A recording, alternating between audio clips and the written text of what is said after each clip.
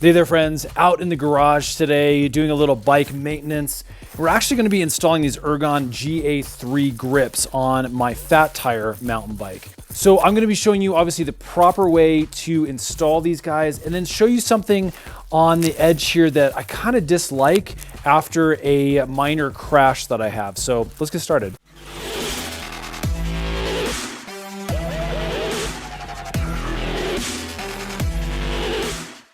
Now, just for reference, these are the Ergon Mountain GA3-L, standing for large.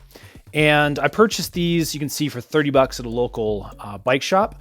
And these actually can be purchased on Amazon. I'll actually put a link in the description box below if you'd like to use that. Okay, so here is the fat tire bike. She is nice and dirty from a ride we went on yesterday here in Colorado in the snow. And basically what happened is my bike toppled over. I wasn't watching it, the wind caught it, and as you can see, I've got the Ergon grips mounted. It fell over. This is the one that was mounted over here. And because I had a little bit of space in between my bar end and the end of the grip, I actually had some cracking happen. You can see that just barely. I took off the bar cap and you can see inside the plastic is cracked now. Basically the bike again just fell over just like this and landed on the edge. So again, you just have to keep weight down, it's just plastic inside of here. And if you do have a little bit of leftover grip after your bar end, if this falls over, you are gonna have the same issues. It's gonna crack like this. Now, this isn't too bad. I think it's salvageable. So I'm gonna remount it. I'm gonna show you the proper way to mount these guys, and then we'll stick that bar end in. I think we're gonna be okay. So Ergon actually makes these really easy to install. As you can see, there's a little up indicator that's right above the logo over here. And that literally is just gonna go in the up position on your bars. Now, most people are going to be tempted to mount it just straight like this with this main padding area parallel to the bars. That is the wrong way to do it. It's not gonna offer you proper wrist support.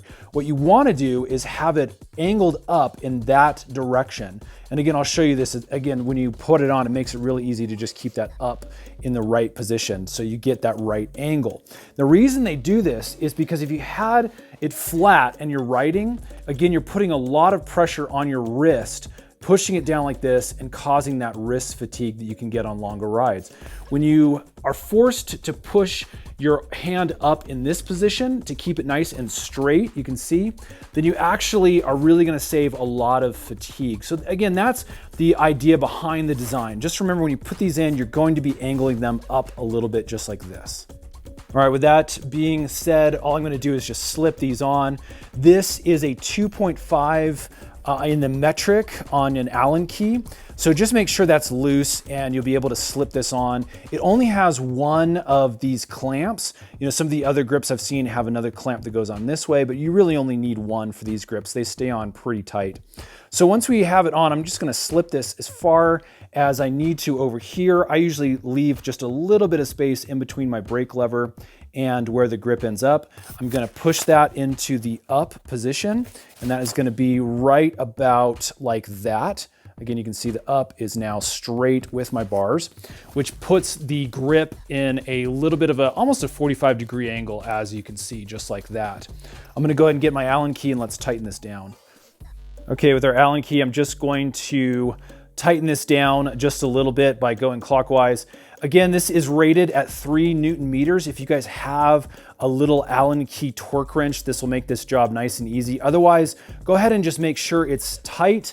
Don't crank down too hard on these things. Again, you have that plastic that's inside of the grip that could crack if you push too much pressure, or if you have carbon bars, you don't want to crank down into so much that you actually can split the carbon. So I'm just gonna make sure that's nice and tight, not over torquing too much, and we are good to go. Let's go ahead and stick that bar end now.